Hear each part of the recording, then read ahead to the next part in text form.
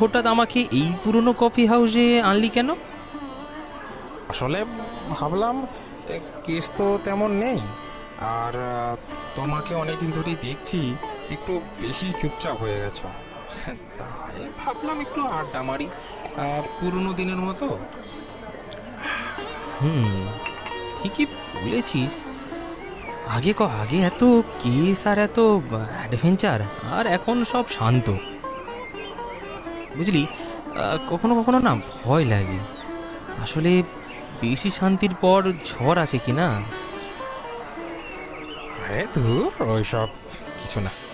না না, অত চিন্তা করো না। আচ্ছা, না হয় আজ ঝড় আসুক পুরনো বন্ধুত্বের।